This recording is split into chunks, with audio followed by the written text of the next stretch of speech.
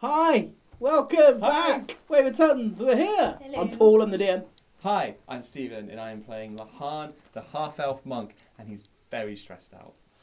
Hi, I'm Moa. I'm playing Lox, the gnome Warlock, who is also very stressed out and is potentially growing antlers.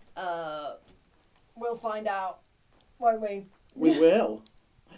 So you are, you're heading south. I mean, I have to start every episode. You're heading south. Just constantly heading south. Through the southern wastes, and the last thing we had was that Lehane saw hostile dust clouds. And Lehane just went, I'm going to assume we're playing D&D. I'll assume they're hostile. when is a dust cloud approaching you ever a good thing? Very and just pressed the water button. The chitty chitty bang bang button, as I'm calling it. And you're in the ocean, and the dust clouds are coming towards you. From onto the ocean? Not onto the ocean, they're still on the desert. Oh, okay. Yeah, but we're like parallel, we're like slightly... Yeah. How far out do you want to go? Not far, kind of just maybe about 10 foot out, I would say, from the mainland that we just left, but keeping tight to it. You'd have to probably go 30, 40 feet to really be in any sort of deep water. Yeah. So that's you probably. Oh, that's, we need to. You be need that to far out, really, 'cause otherwise the Otherwise sand. it'll be too, yeah, so I want to keep as tight to the land as possible. Okay. As possible. Cool. Without.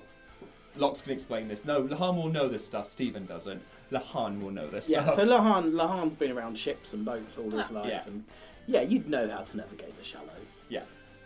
I'm sure I should check whether you've got water vehicle. I haven't got proficiency. I haven't got any water vehicle proficiency. This is all just based on a wisdom of 20. Cool. No, I'm happy to. I mean, I think there's a steering wheel, and it seems to it steers weird now. But you can. This is the first time as you've got out to sea, you've sort of you've passed what you can't see. You've passed the edge of another island, and now the storms that wrap around the central island, you can just start to see them. So a long way away on the horizon, but there are waves that seem to be 50, 60, 70 feet high in the far east sky. Far Okay, east. so we won't be going there. Great. So we're caught somewhere between hostile dust clouds and hostile waves. The devil in the deep blue sea, some might say. Yeah. Okay, so we've got hostile dust clouds staying not too far. Can Lox, obviously Lox wasn't paying as much attention because he was somewhat distracted. Can he try and have a look and see if he can see anything? Yeah, you haven't got any sort of special eyesight or anything, have you? Other than dark vision, but never helps, does it? Never helps. No, nothing really. So yeah, you can see that within this dusk, both of you now can see that within this dust cloud there is something. There are dark something. I mean, is it lots of little things, or do you is it want one to do a wisdom, just a straight wisdom check, I guess? big thing? Okay, that. Perhaps insight. Insight. Call it insight. 18. Mine's rubbish. It's 11. So yeah, you're pretty sure that this is other vehicles. Okay. Oh. It looks like other vehicles. Well, maybe they want like a race or something. I don't know, but let's just Like- let's just sort of skim round, Yeah. wait for them to pass, and then we'll get back onto the next island. Especially if it's like dwarfs and stuff. Exactly. So yeah, you. Especially now that I've got protrusions. Have they grown any more? Or are they still kind of? They're, you can feel them, but Yeah. they're not. Nothing's happened yet. Okay. So you carry on, and these vehicles now come into view, and they look like something out of Mad Max Fury Road. They look terrifying. Yeah. They are mech dwarves, but all the mech dwarves you've met so far have been real civilized kind of. Although they're kind of zealots and crazy, they look well maintained. These guys look like loons, and they're sort of tattooed, and they've still got the mech parts, but they're sort of painted them black, and there's sort of a pirate vibe to them, and they are continuing along the sand, sort of parallel to you, but there. Yeah, because you're out to sea. There's a good 70, 80 feet between you. Okay. Okay, I'm just gonna go as fast as I can. Yeah. Family's got like a bit of history with mech dwarves. It's ragingly hostile at best. So with those guys looking a bit more kind of dishevelled, you might say, I really don't want to run into them. Yeah. Oh, great. Yeah. Just keep doing what you're doing. This is beyond what I'm really sort of I'm out of my depth, as you might say. Yeah, I'm getting that vibe for all of us. I don't even know what the drama is. I just know like tieflings, mech dwarfs don't go together. No, well, I figured that one out so far. So you carry on like this for probably an hour or so, and you can feel the skin on your head is starting to sort of crack. Yeah. It's really painful. It's released a bit of the pressure, and you sort of feel it feels a bit like a very aggressive zit that you really want it to burst. Yeah. And as you're sort of coming along, you can see that the land now, basically it sort of goes dramatically off to the right, and you feel like probably this is the end of the island you're on. Cool. You can't see the island ahead of you. You know it's there because you've got the map. Mm-hmm. It's just it's a greater distance than you could possibly see. Remind me of that map. We're at the end of this one island, and then there's like another long one, isn't there? Yeah, and it wasn't supposed to be that far. So what if we just like U-turned off and went round this way? I feel like it's safer than being anywhere near 50-foot waves and dust clouds. Can you tell from the map whether or not that other side is like accessible, like other ports? Do a nature check. Nat 20. So, what you know about the world is the southern wastes is as far as the Thousand Island goes, which means that island is the last island going south in the Thousand Islands. Beyond that, no one knows what is in the ocean beyond that island.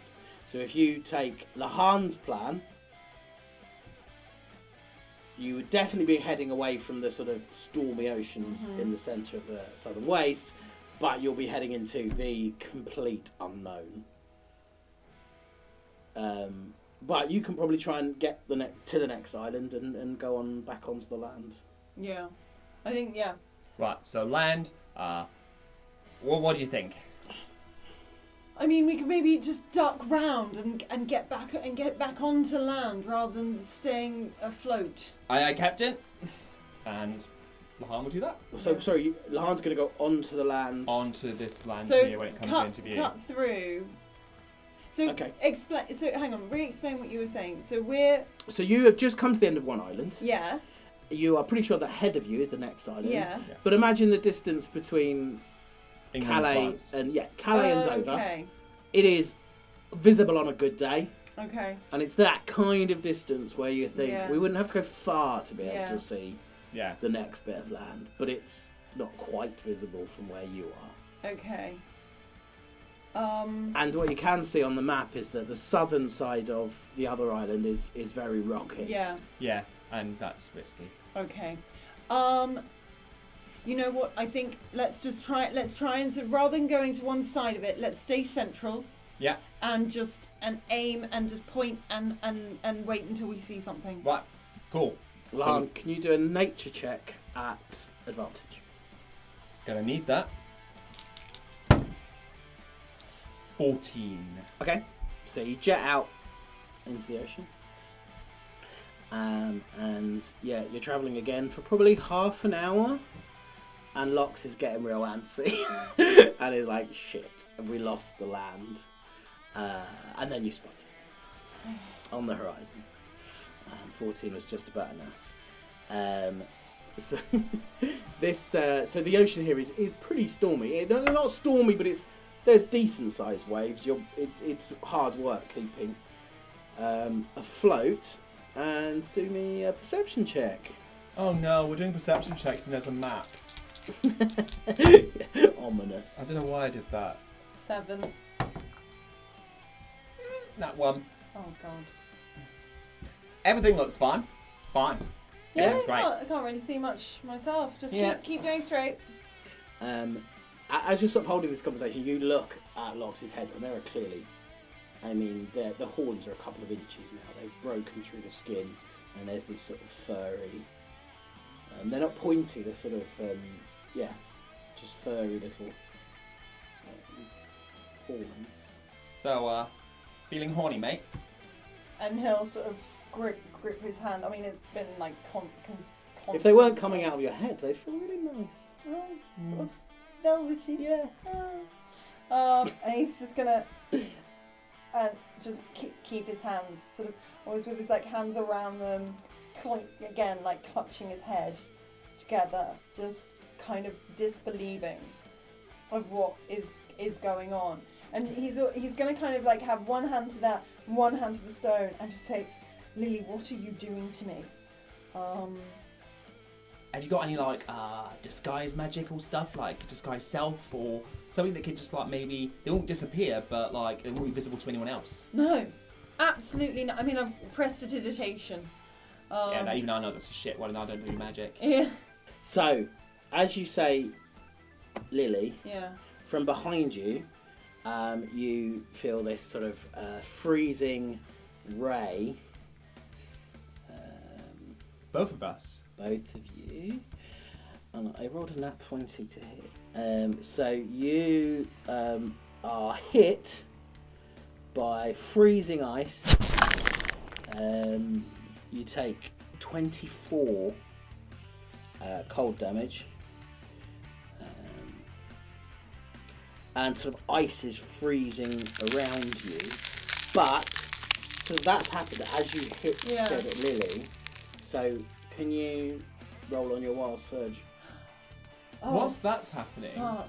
knowing that I've been hit, my new tattoo comes into play. Let me just double check. It's an equipment piece, weirdly enough, being a tattoo. This is the Shadowfell. When you take damage, you use your reaction, you become insustainable for a moment, and half the damage you take, this reaction cannot be used until the next day. So this is the only time I can do it. So I only take 12 of the cold damage. So what you kind of see is we start to react to this, like Lehane kind of just shadows in and shadows back out. What was there? And I'm going to argue that so while Lox is starting to be encased in ice, you've sort of, that effect has sort of passed you by. Yeah. Oh, you're freezing up. But let's see what happened on the wild surge. So I rolled 22. For the next minute, when you roll a 1 or 2 on a damage die for a Warlock spell, you may re-roll that die and must take the new number. Nice. So that's a good one. It is. Roll the damn dice. Ooh, that was better. Alright. Do something with that. What did Lehane roll? 17. What did Lox roll? 15. It's Lehane's turn. And what is it?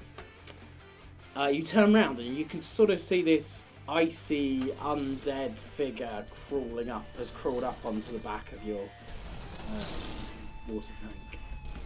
Nasty. Right. So, what is my best thing to do at this point? I think I'm just going to run up to it and try and bop it. I'm going to run up to it and headbutt it. Bop it. Bop it. Twist it. So that is 21 to hit. 21 will hit, yep. So that will be 10 damage. And what sort of damage? it is magical bludgeoning. Magical bludgeoning, that's it. Yeah, all of my unarmed strikes are magical. Cool. And after doing a headbutt, he kind of does a bit of a backflip thing and attempt to kick it as well. 15 to hit. To hit. Woohoo! For 10 damage. Whilst I'm here, I'm gonna just flurry of blows. Of course you are. So after backflipping, he then flips forward to do a superhero punch onto the creature. For 21. It's gonna hit. 10 damage. And Well, it's easy to add up. I like this. huh? It's easy to add up. Yeah. And now he's sort of landed there, punched into it. He's going to try and grab a piece. It's like ice, did you say? Yeah, it's sort of it looks like an undead creature that's sort of, yeah. Right. He's going to grab it. He's going to, oh! That is 28 to hit. He's going to try and grab a piece of ice with him as he backflips off the creature. Okay. For 10 damage. So 40 damage in total. What I am going to do now, because what's it called? That thing that I would like to do. Because I've done flurry of blows and I've used a key point for that. I'm going to disengage. I have an extra 10 foot of movement, so I am literally just. So can you? So because I've done flurry of blows, yeah. I'm allowed to disengage, and I've got 10 foot extra to my movement. Okay. So Lehane's just backflipping back to the couch. How's Lox doing? He doesn't look good. He's encased in ice. Shite. So I can't do anything. You will be able to. Yeah, great. It might just be trying to get unencased in ice. I'm just gonna duck down to below the sofa thing. Great. Buddy, like, fireball. You got a fireball in there somewhere, mate? So yeah, it's his turn. Why didn't I stun it? I don't know. Why didn't you? Yeah, well, do you know what? Like, I can't be a genius all the time, can I? Okay, so this thing, having been hit and looking like really like dazed, just tips its head back, and then its jaw drops down, and it sort of opens to sort of a unholy kind of huge gaping maw, and from it comes this disgusting sort of ancient icy seawater. Can you both do a Constitution saving throw? Constitution. Oh no. 12. 11. Ooh. So you both take 16 bludgeoning damage, 16 cold damage, Oh god, I might. and Lox, you take 10 poison damage. I'm blooded. down. Oh! I can't do anything about that. I don't carry that kind of stuff. Okay. Lox's turn. Can you give us a memory? Oh my god. No! Hang on, I need to see what happens because you're encased in ice. Oh my god, I hadn't even thought of memories for him. So Lox he's a child. He's sort of child. He's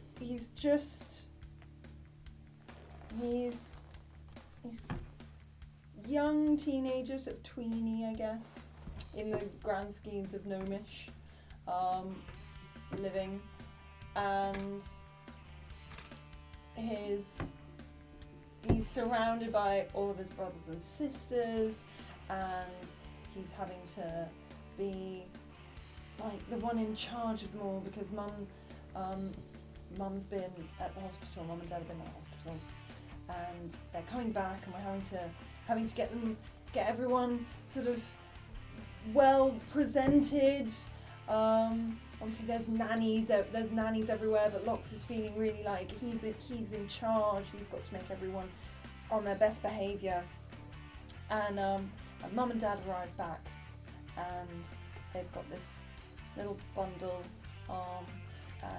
with sort of not very much hair, it's sort of mousy, but like bright green eyes, and they've come home with Lily after she was born, and Imagine how tiny she's, a little gnome she's just baby. a tiny little baby gnome.